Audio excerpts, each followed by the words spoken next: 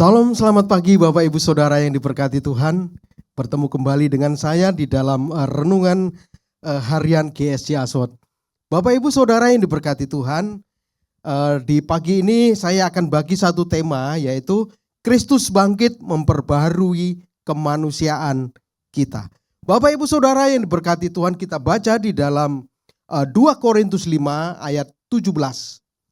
Begini bunyi firman Tuhan.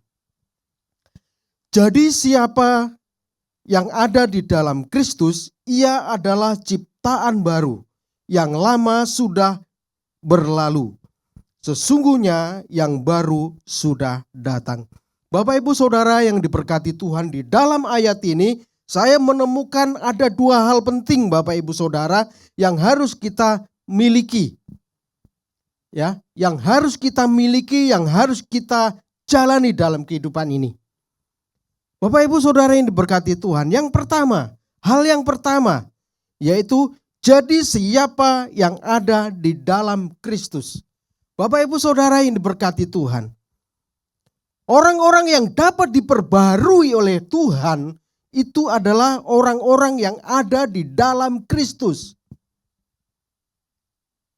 Ya, jadi cuma orang-orang yang berada di dalam Kristus yang dapat diperbarui oleh pada Tuhan. Yang di luar, mohon maaf, tidak bisa Bapak Ibu Saudara. Cuman orang yang ada di dalam Kristus lah yang mendapatkan suatu perubahan, pembaruan itu. Bapak Ibu Saudara,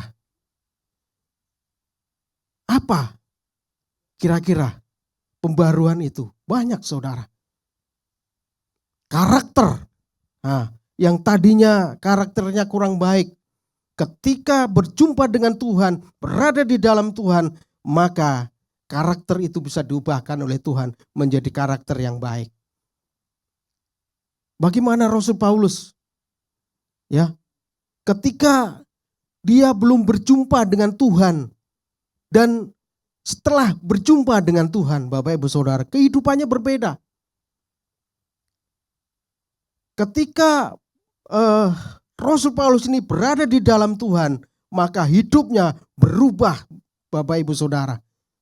Yang dulu mungkin jahat, ya, penganiaya jemaat, katanya begitu. Tetapi ketika berjumpa dengan Tuhan, hidupnya penuh dengan kasih yang daripada Tuhan. Luar biasa.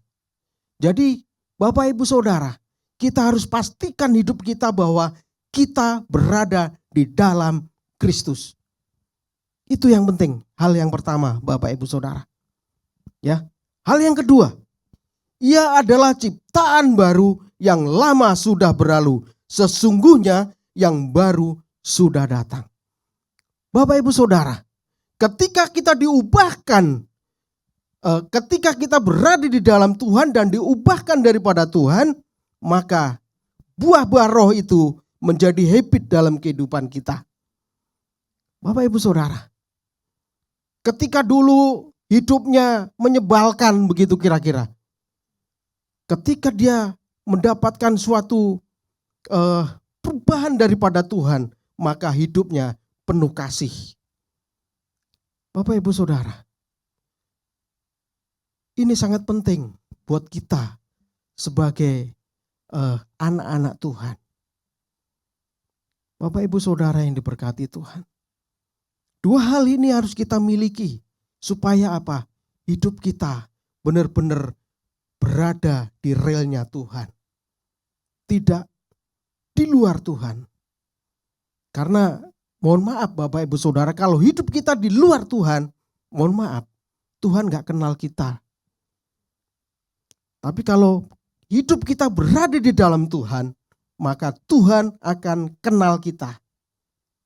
Oleh sebab itu, sekali lagi Bapak Ibu Saudara, mari kita pastikan hidup kita berada di dalam Tuhan. Maka perbaruan itu akan terjadi di dalam hidup kita. Amin. Mari kita berdoa Bapak Ibu Saudara.